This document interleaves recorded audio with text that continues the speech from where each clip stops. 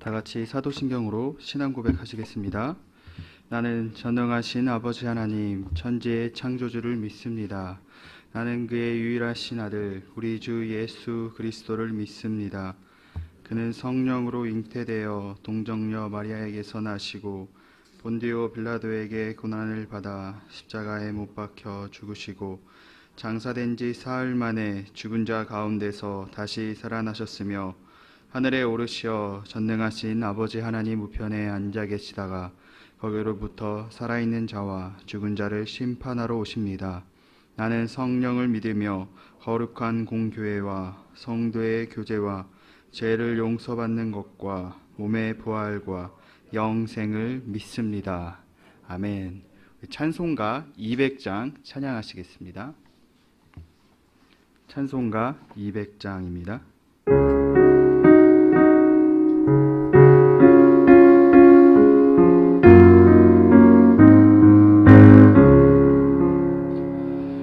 살고 묘한 그 말씀 생명의 말씀은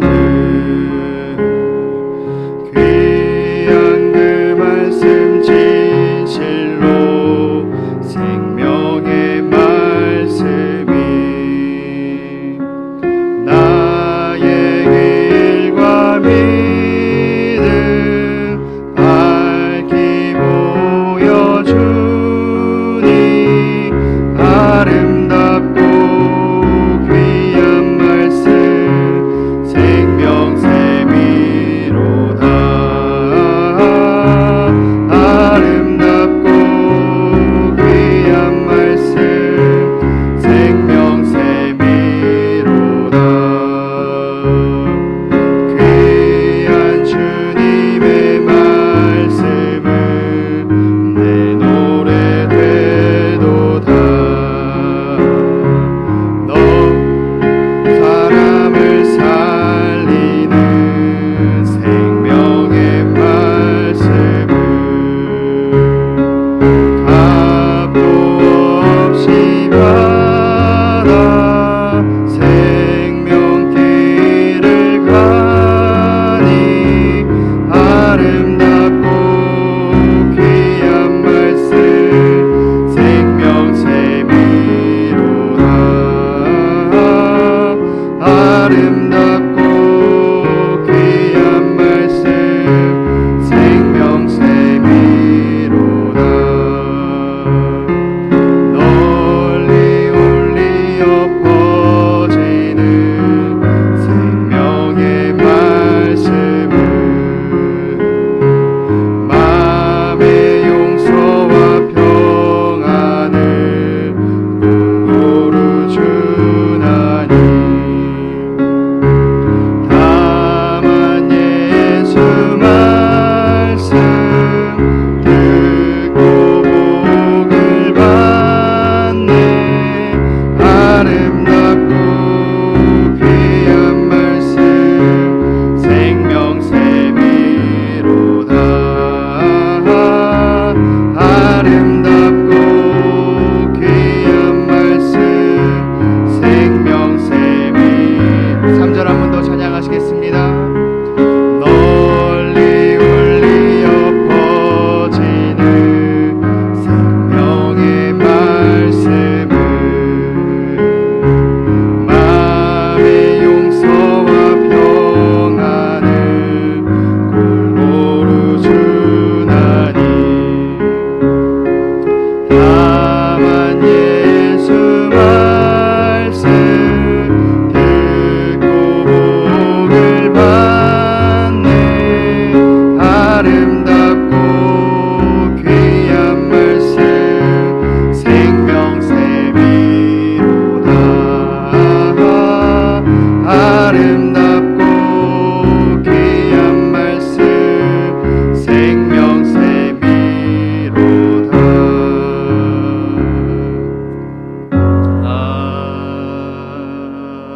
아멘. 오늘 우리에게 주신 하나님의 말씀은 열왕기하 10장 8절부터 11절까지의 말씀입니다. 열왕기하 10장 8절부터 11절까지의 말씀입니다. 말씀을 함께 읽겠습니다. 사자가 와서 예후에게 전하여 이르되 그 무리가 왕자들의 머리를 가지고 왔나이다. 이르되 두 무더기로 쌓아 내일 아침까지 문 어귀에 두라 하고 이튿날 아침에 그가 나가서서 뭇 백성에게 이르되 너희는 의롭도다. 나는 내 주를 배반하여 죽였거니와 이 여러 사람을 죽인 자는 누구냐? 그런즉 이제 너희는 알라. 곧 여호와께서 아합의 집에 대하여 하신 말씀은 하나도 땅에 떨어지지 아니하리라. 여호와께서 그의 종 엘리야를 통하여 하신 말씀을 이제 이루셨도다 하니라. 예후가 아합의 집에 속한 이스라엘에 남아있는 자를 다 죽이고 또 그의 귀족과 신뢰받는 자들과 제사장들을 죽이되 그에게 속한 자를 하나도 생존자를 남기지 아니하였더라. 아멘. 예물 봉헌하겠습니다. 감사헌금 추진호 지사님, 감사헌금 중현숙 권사님, 주님 은혜 감사드립니다. 배은수 전사님 드리셨습니다. 1,000번제헌금 조근호 장로님, 김필령 권사님 무명으로 1,000번제 예물 드리셨습니다. 이순자 권사님 1,000번제 예물, 주님 복 주심에 감사드립니다. 황희돈 지사님 1,000번제 예물 드리셨습니다. 천일 작정 감사헌금 이미경 권사님 드리셨습니다. 1,000번제 예물 김봉재, 박연희, 김서율, 유준경, 유용선, 김혜자, 유예림, 김유신, 오성경, 김준성, 김준우, 장진용, 김정옥, 장규식, 장진혁 성도 드리셨습니다. 기도하겠습니다. 사랑이 많으신 아버지 하나님 감사합니다. 비가 오고 있는 날씨임에도 불구하고 이 시간 주님 앞에 나와서 예배를 드립니다. 우리들의 마음을 기뻐 받아 주시옵소서. 우리가 오늘 하루 살아갈 때 우리들 삶 가운데 수고하고 무거운 짐진 것들을 주님 앞에 내려놓고 또한 주님께서 함께 하심으로써 평안히 살아가는 오늘 하루의 삶이 되게 하여 주시옵소서. 이 시간 주님 앞에 귀한 예물 올려드렸습니다. 아버지 하나님 이 예물을 기뻐 받아 주시옵시고 이 예물 가운데 담긴 간절한 기도의 제목과 소원들이 하나님 뜻에 합당하게 이루어지는 아버지 축복이 있게 하여 주시옵소서. 이 시간 주님의 말씀을 듣습니다. 아버지 부족하고 연약한 종을 붙잡아 주시고 하나님의 말씀만이 온전히 선포되어지게 하시고 우리가 온전히 하나님의 말씀을 붙잡고 살아가는 삶이 되게 하여 주시옵소서. 모든 것을 주님께 맡겨드리며 감사드리며 예수님의 이름으로 기도드렸습니다. 아멘. 네, 성경은 하나님의 말씀입니다. 구약 39권, 신약 27권에 총 66권을 이 책에 하나로 모인 것이 바로 성경입니다. 66권 성경이 한 권의 성경으로 불린다는 것은 창세기부터 시작해서 요한계시록까지 이 각자의 권수가 다른 것들을 이야기하는 것이 아니라 무언가 하나의 주제로 통일되어 있다는 것을 뜻하죠. 그래서 성경이 한 권인 것입니다. 제가 어린 시절 성경을 잘 알지 못했을 때는 성경을 딱 봐도 재미없게 생겼잖아요. 글씨가 너무 많고 그림은 하나도 없고 이 책도 얇고 그리고 책도 두껍고 이게 종이도 너무 얇고 막 이러면서 이렇게 어려운 거 이렇게 읽기 싫어하는 책을 이렇게 사람들 지사님들이나 권사님이 어떻게 잘 읽을 수 있을까 하면서 막 어떤 성경을 별로 재밌어하지 않고 좋아하지 않던 어린 시절이 있었습니다. 근데 이제 삶을 살아가고 신앙생활하고 또 신학을 공부하다 보면서 이 성경 말씀이 허구적인 이야기가 아니라 이것이 논리적이고 사실적인 하나님의 말씀이라는 것을 깨달으니까 이 안에 담긴 신비가 너무나 재밌고 너무나 논리적이기도 하고 사실적이라는 것을 깨달으니까 정말 이게 하나님의 말씀이 그냥 누군가가 지어낸 것이 아니라 이 말씀이 정말로 살아있는 말씀이구나라는 것들을 경험하는 그런 시간이 있었습니다.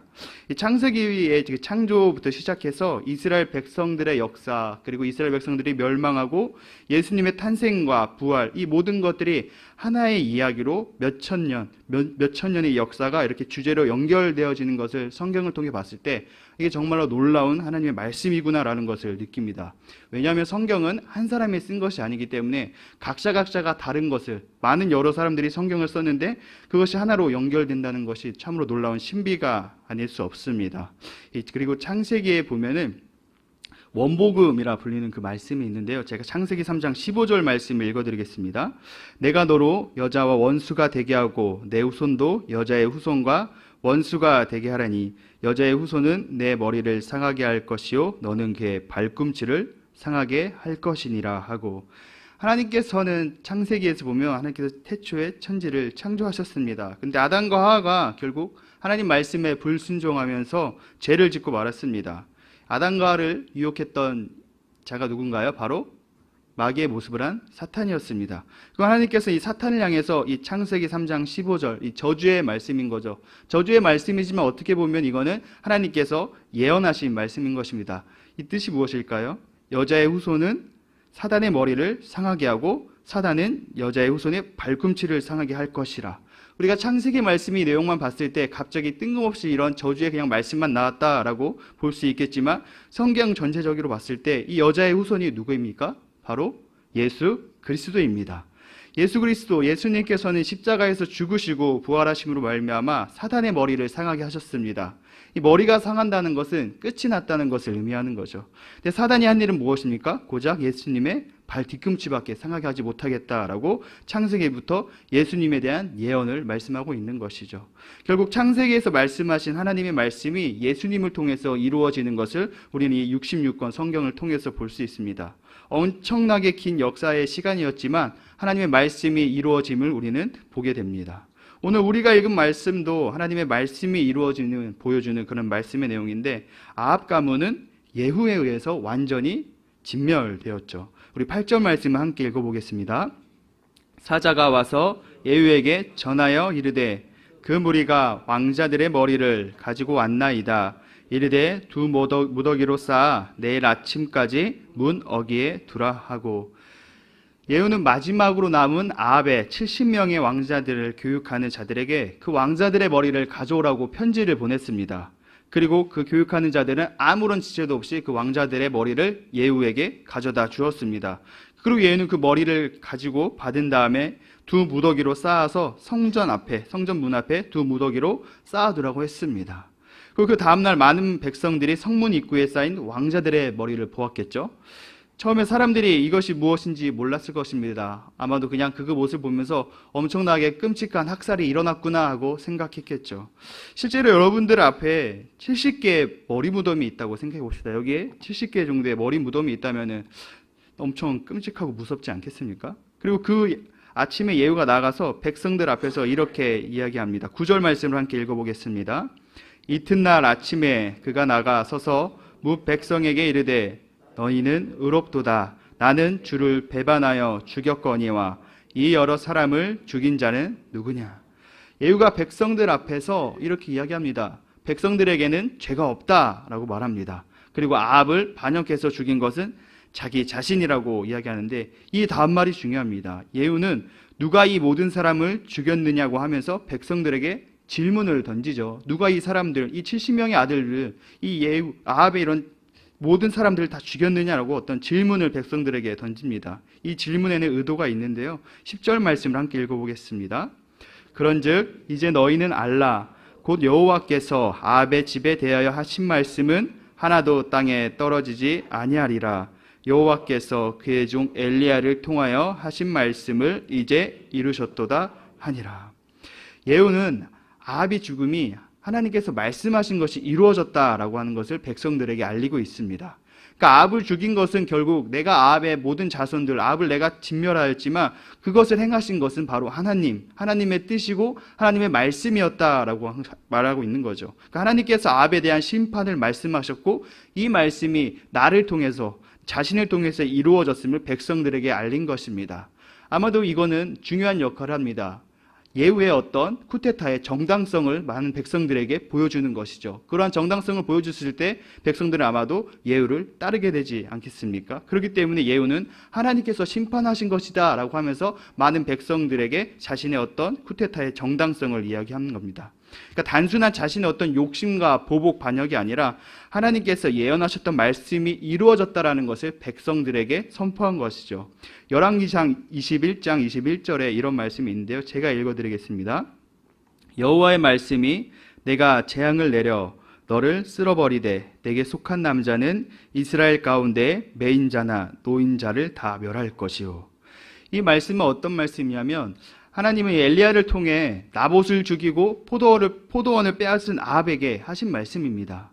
내가 재앙을 내릴 것이다. 아합 너에게 재앙을 내릴 것인데 아합의 자손들을 쓸어버리고 아합에게 속한 모든 남자 이스라엘에서 끊어져 버릴 것이라고 하나님께서는 예언의 말씀을 하신 것입니다. 그리고 오늘 그 말씀이 예후를 통해서 이루어진 것이죠. 오늘 마지막 말씀 11절을 함께 읽어보겠습니다.